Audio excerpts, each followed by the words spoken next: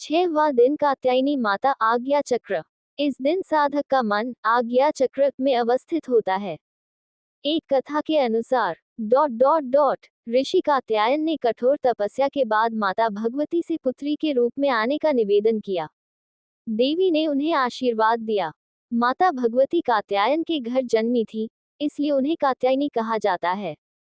देवी की पूजा करने वाले पहले ऋषि कात्यायन थे। ब्रह्मा, विष्णु और महेश तीनों ने अपना तेज माता को दिया। इस शक्ति से माता ने महिषासुर का वध कर देवताओं को भय से मुक्त किया। देवी कात्यायनी आज्ञा चक्र को जागृत करके रोग, दुख, पीड़ा और भय को दूर करती हैं। उनके एक हाथ में अभय मुद्रा, दूसरे हाथ में तलवार, तीसरे में शांति का प्रतीक कमल और चौथे हाथ में वर मुद्रा है। मध से बना नैवेद्य माता को चढ़ाया जाता है। सामान्यतः छठा दिन कात्यायनी माता का होता है, परंतु सप्तमी से नवमी तक कात्यायन ऋषि द्वारा देवी की पूजा की जाती थी, जिसे स्वीकार करके देवी ने महिषासुर का वध किया था। एक अन्य कथा भी है कि कत नामक एक प्रसिद्ध महर्षि थे। उनके पुत्र ऋषि कात्य हुए।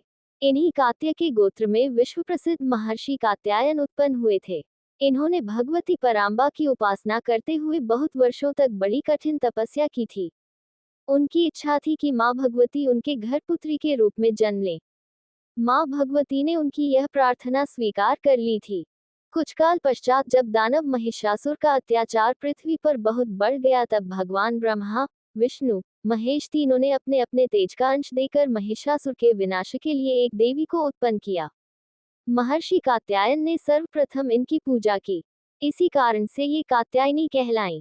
मां कात्यायनी अमोघ फलदायिनी है। भगवान कृष्ण को पति रूप में पाने के लिए व्रज की गोपियों ने इन्हीं की पूजा कालिंदी यमुना के तट पर की थी। ये व्रजमंडल की अधिष्ठात्री देवी के रूप में प्रतिष्ठित हैं। इनका स्वरूप अत्यंत ही भव्य और दिव्य है।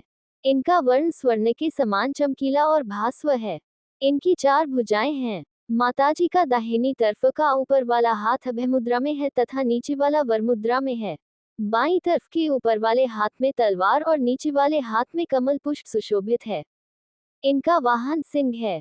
दुर्गा पूजा के 6वें दिन मां कात्यायनी के स्वरूप की उपासना की जाती है। उस दिन साधक का मन आज्ञा चक्र में स्थित होता है। योग साधना में इस आज्ञा चक्र का अत्यंत महत्वपूर्ण स्थान है। इस चक्र में स्थित मन वाला साधक मां कात्यायनी के चरणों में अपना सर्वस्व निवेदित कर देता है। परिपूर्ण आत्मदान करने वाले ऐसे भक्त को सहज भाव से मां कात्यायनी के दर्शन प्राप्त हो जाते हैं। मां कात्यायनी की भक्ति और उपासना द्वारा मनुष्य को बड़ी सरलता से अर्थ, धर्म, काम, मोक्ष चारों फलों की प्राप्ति हो जाती है। वह इस लोक में स्थित रहकर भी अलौकिक तेज और प्रभाव से युक्त हो जाता है। उसके रोग, शोक, संताप, भय आदि सर्वथा विनष्ट हो जाते हैं। जन्म जन्मांतर के पापों को विनष्ट करने के लिए मां की उपासना से अधिक सुगम और सरल मार्ग दूसरा नहीं है। इनका उपासक निरंतर इनके सानिध्य में रहकर परम पद का अधिकारी बन जाता है। अतः हमें सर्वतोभावेन मां के शरणागत होकर उनकी पूजा उपासना के लिए तत्पर होना चाहिए।